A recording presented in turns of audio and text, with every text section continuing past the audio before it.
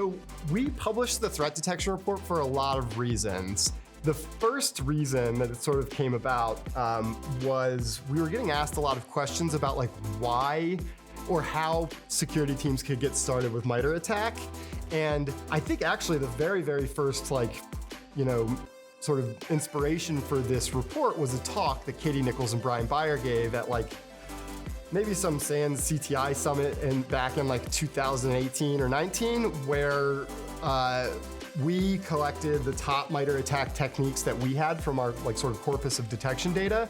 And Katie was on the MITRE ATT&CK team at that time, and she sort of looked at open source reporting and created her own list of techniques. And we sort of like compared like, what are the techniques that we're seeing from vendor reports in the wild, and what are the reports that we're seeing like actual threat data from one vendor?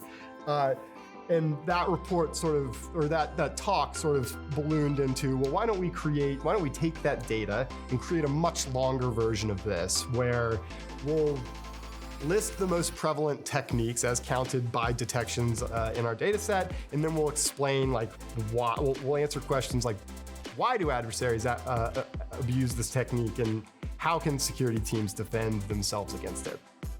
It's kind of crazy to think about, but this is our 5th annual report with the threat detection report. Some things have changed, some things have stayed the same. The biggest thing for us is that customers told us we needed to move beyond the endpoint and gather more data sources. So as we've begun to do that, we've started doing that with the threat detection report as well. It's not just endpoint data anymore. We're also gathering cloud data. We're gathering data about business email compromises, things like that, to share with the community. It's not just one focus, one single thing anymore. We're focusing on incidents that can affect multiple parts of an enterprise. The first thing that readers should do after they've read the report is take action. This isn't just meant to be shelfware. You read it and you move on with your day. We want everyone to take action based on it. And that action's gonna be a little bit different based on your role.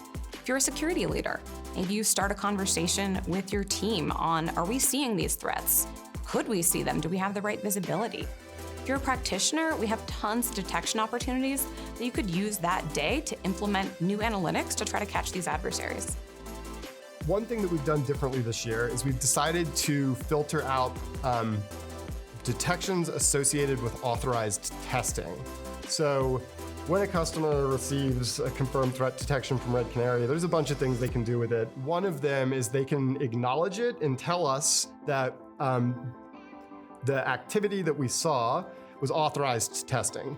So when we pull the data, we can filter it so that like we don't see the authorized tests. And that was accounted for about 45%, I think, of the total amount of data. So I was shocked that there's that much testing going on. I bet if you asked someone who's sort of more operationally close, like a detection engineer or an incident handler at Red Canary, or even someone on the Intel team, they probably would be less surprised by that because they're seeing this every single day. But as someone who sort of looks at the data big picture, I was surprised and actually pretty, I think it's a good sign that people are testing that much, because it means that they are trying to make sure that they actually have the controls they need to detect these things. I think the topic I'm most excited to share with the public about is talking about how stealers' specific credential stealing malware has affected initial access trends this year.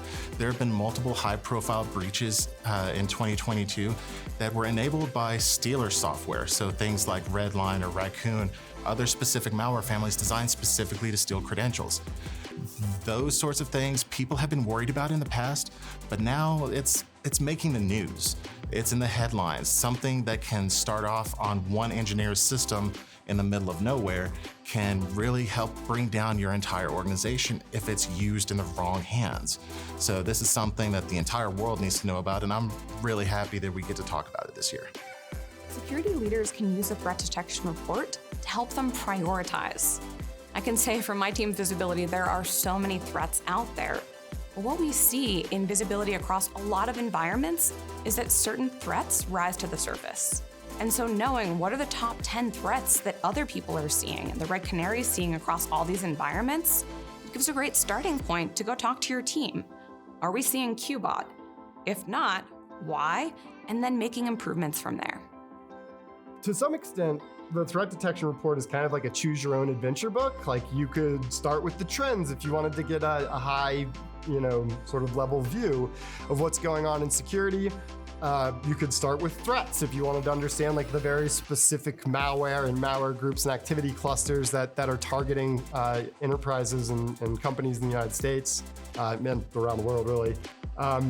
Or you could jump into techniques and sort of understand the really individual behaviors that these adversaries are leveraging when they're conducting intrusions against our customers. The biggest thing is to take a look at detection analytics, detection opportunities, and figure out how to apply those opportunities for threats that are important to you in your environment. There are different levels of intelligence. One of my favorite is the tactical ground level intelligence, where I can focus on what is this malware doing? What is this threat doing? Yeah, the trending and the other things are nice, but I really want to dig in right now, and I really want to make this bad guy earn every inch of ground that they take. That's something that practitioners can do with this report. One of the topics we cover in our threat detection report is ransomware. And in 2022, there were a lot of debates over, did ransomware get better? Did it get worse? What we can say is that ransomware is still really bad, and it's one of the top threats that could affect every organization. Our report can help you think about how to catch as early as possible in that ransomware intrusion chain. So many people think of ransomware as the encryption or the stealing of data, the exfiltration, but that happens at the end. There's a whole sequence of other events that have to happen: initial access, lateral movement, and these are patterns that we see across so many environments. We'll see a malware family like Qbot, and then some reconnaissance activity, and then Cobalt Strike. Right? Our team knows that if we see those patterns, probably gonna end up in ransomware. And in this report, we share those patterns with you, so you can try to identify those ransomware precursors before it gets to the really bad part. I really think we'll remember this year from a security perspective around something called business process outsourcing. A lot of the high-profile breaches from the year didn't actually start at the organization that was breached. The high-profile breaches would start off with organizations designed to take additional functions and do them in a more efficient manner. So if you're a company that requires a phone number for authentication, maybe you can't process the phone numbers yourself. You have to contract with a business to process those phone numbers for you. That business has to have credentials to your organization to figure out how to do work productively. Well, what happens when that business processing organization has malware, something gets compromised in their environment, and then people can move from their environment over into their customers, which include your organization or potentially millions of others.